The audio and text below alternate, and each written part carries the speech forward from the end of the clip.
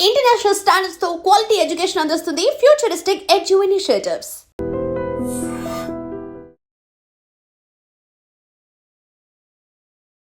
Sir global లెవెల్‌లో student permits చూసుకుంటే గనక ఎక్కువగా కెనడాలో 74% of Indian student visas reject అవుతున్నాయి. అంటే ఇది చాలా పెద్ద నంబర్ యాక్చువల్లీ.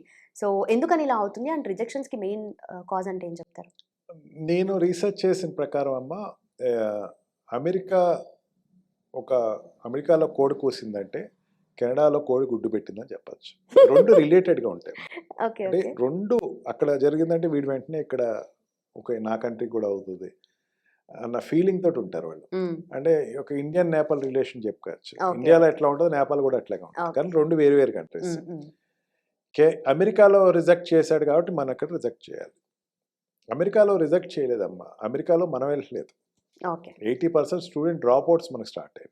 ఈ 80% డ్రాప్ అవుట్ అయిన తర్వాత ఈ 80% స్టూడెంట్స్ ఏదో మూలకి వెళ్తారు. వాళ్ళు కెనడా కానీ, లండన్ కానీ, యూకే కానీ, లేకపోతే ఆస్ట్రేలియా. మన ఆస్ట్రేలియా కానీ, మన ఫ్రాన్స్ కానీ, ఏదో జర్మనీ కానీ వెళ్తారు.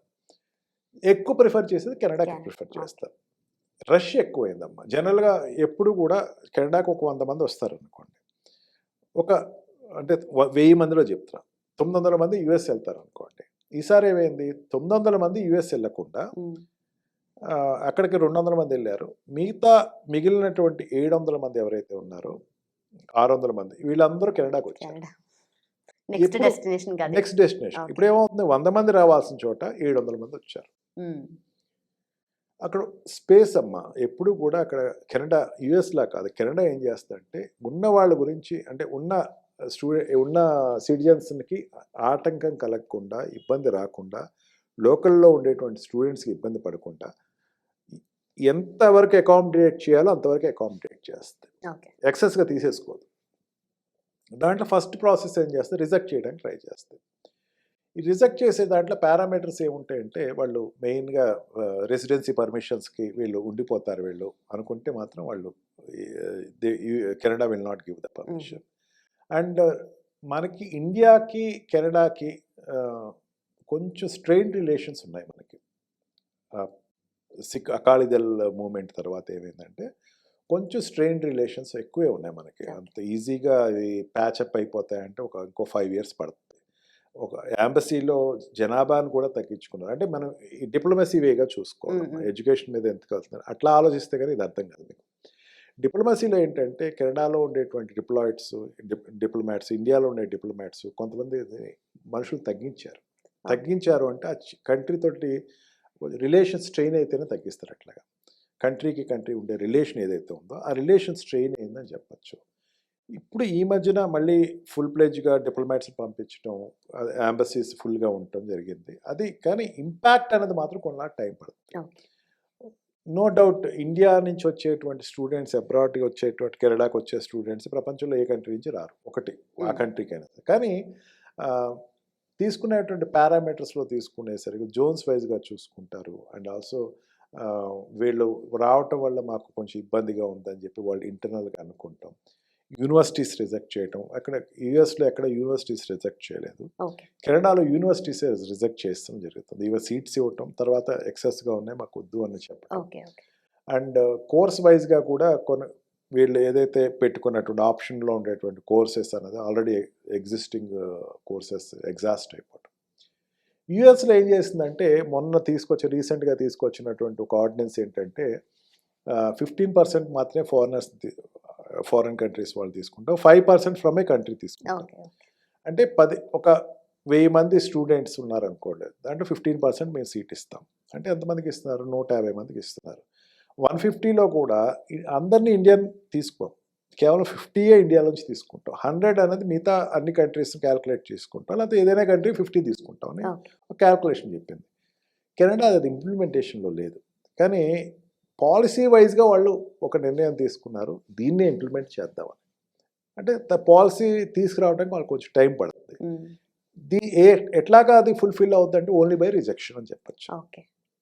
అండ్ రెసిడెన్సీస్ అక్కడికి వెళ్ళి సెటిల్ అయిపోయిన వాళ్ళు ఎవరైతే రెసిడెన్సీస్ ఎవరైతే ఉన్నారో వాళ్ళ యొక్క ఎక్కువ ఎక్సెస్ అవుతున్నారు అన్న ఒక ఫీడ్బ్యాక్ ఉంది. ఎక్కువ వచ్చేది ఎట్లాగంటే ఇప్పుడు యుఎస్ అనుకోండి, H1B వీసా జాబ్ మీద వెళ్తారు. కెనడాకి వెళ్ళేవాళ్ళు స్టూడెంట్ వీసా వచ్చిన తర్వాత కన్వర్ట్ అయ్యి జాబ్లోకి ఉండేవాళ్ళు ఉంటున్నారు. ఓకే. రెండింటికి డిఫరెన్స్ ఉందాం. H1B వీసా డైరెక్ట్గా ఇటు ఉద్యోగం మీద వెళ్తున్నాడు, F1 వీసా జాబ్ మీద వెళ్ళేవాళ్ళు ఉంటారు. కెనడాలో అట్లా కాదు.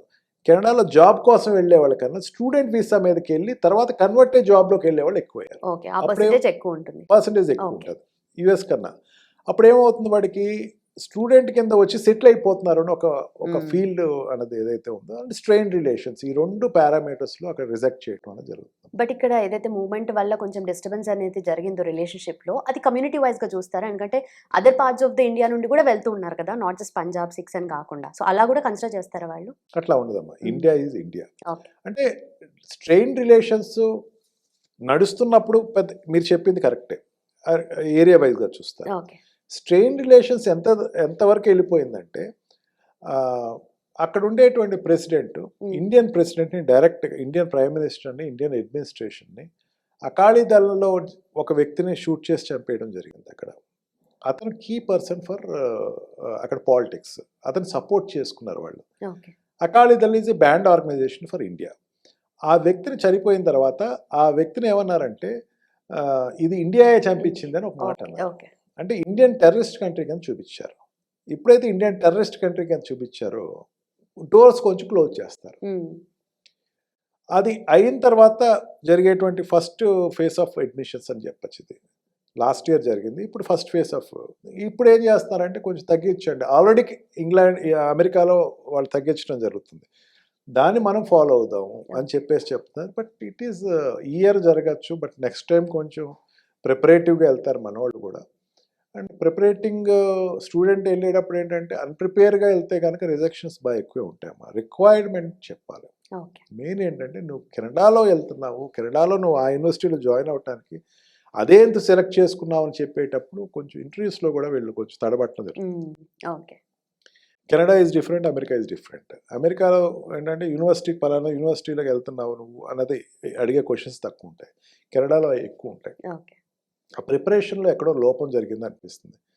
రిజెక్షన్ అవుట్ ఆఫ్ మళ్ళీ అదే సేమ్ ప్యాటర్న్ అమ్మా. వీళ్ళు పేమెంట్ ఆఫ్ ద స్టే అన్నది ఎట్లా ఉంటుంది, నీ పేమెంట్స్ ఎట్లా చేస్తారు అన్నప్పుడు వీళ్ళు ఎక్కడో క్యాజువల్గా మా నాన్న కట్టేస్తారు, లేకపోతే నా దగ్గర డబ్బు ఉంది, అక్కడికి వెళ్ళి ఉద్యోగం చేసుకుని సంపాదించేస్తాను ఇవన్నీ చెప్తే వాళ్ళు ఒప్పుకోరు. ఆ పారామీటర్స్ కూడా ఎఫెక్ట్ అవుతున్నాయి. ఈ కొంచెం ఏంటంటే ఈసారి యుఎస్ కొంచెం లిబరల్గా తీసుకునే వ్యక్తులందరూ ఇటు వచ్చారు. అండ్ వీళ్ళు ఎక్కువ శాతం ఉండటం అన్నది, ఇప్పుడు ఇక్కడికి వచ్చిన వాళ్ళు 100 మంది కాదమ్మా వెళ్ళింది ఇంటర్వ్యూస్కి, 700 మంది వెళ్ళారు అనుకోవాలి. ఇందాక చెప్పిన లెక్క ప్రకారం 700 మందిలో 70% అంటే 100 మంది వాళ్ళు తీసుకుంటున్నారు. వాళ్ళు తీసుకున్న లెక్క సరిపోయింది. కాకపోతే మనకుండే పారామీటర్స్లో మనకు ఎక్కువ కనపడుతుంది. ఓకే. సో ఆ ప్రిపరేషన్ లెవెల్స్ పెంచాలి, నాట్ జస్ట్ గ్రాంటెడ్గా తీసుకోకుండా. ఎందుకంటే one side of the coin చూసుకుంటే యూఎస్లో కొంచెం ఆ లిమిట్ అయితే పెరిగిందని చెప్పొచ్చు. So Canada would be safe place. అందుకే కొంచెం ప్రిపేర్ అవ్వాలా, యూనివర్సిటీస్ కూడా చూసుకోవాలా, సెలెక్టివ్ యూనివర్సిటీ చూసుకోవాలా. మెయిన్ కెనడా వెళ్ళినా యుఎస్ వెళ్ళినా సరే అక్కడ సెటిల్ అవ్వడానికి వెళ్తున్నాను అన్నది మాత్రం ఎప్పుడూ నువ్వు పోర్ట్రే చేసుకోకు. చదివేసుకుని వచ్చేస్తా నేను అని చెప్పేసి ఉండేటైతే కంట్రీస్ తీసుకుంటాయి. Of course later you get better job, అక్కడ కంటిన్యూ అవుతావు, రెసిడెన్సీకి అప్లై చేస్తావు, then will take you. But portray చేసుకునేటప్పుడు మాత్రం ఎక్కువ మనం ఇండియా వెనక్కి వచ్చేస్తానన్నది, నా కంట్రీ అంటే నాకు అభిమానం ఉంది ఎక్స్ప్రెస్ చేస్తేనే నీకు ఇక్కడ స్టూడెంట్ వీసా అనేది ఈజీగా వస్తుంది. Thank you so much and thanks for your time, sir. And for more videos, please subscribe to iDream. Please subscribe to iDream. Please subscribe iDream. And please subscribe to iDream. For more videos, subscribe to iDream. please like, share and subscribe to the channel. Congratulations, iDream. Subscribe to iDream. Subscribe to iDream. So subscribe to iDream Media. iDream ki iDream team andarki huge congratulations. Please subscribe iDream Media. Please subscribe to iDream. Subscribe iDream. Please subscribe to iDream. iDream అంటే నా కళల channel subscribe చేసుకున్న నోరు తిరుగుతలేదు, మీరైతే గంట గుర్తు కొట్టండి. For more such videos, please subscribe to iDream. Subscribe to iDream. Please subscribe to iDream. Please subscribe iDream Media. Please do subscribe to iDream. Please subscribe to iDream Media. For best entertainment and information, please subscribe iDream. And don't forget to subscribe to iDream.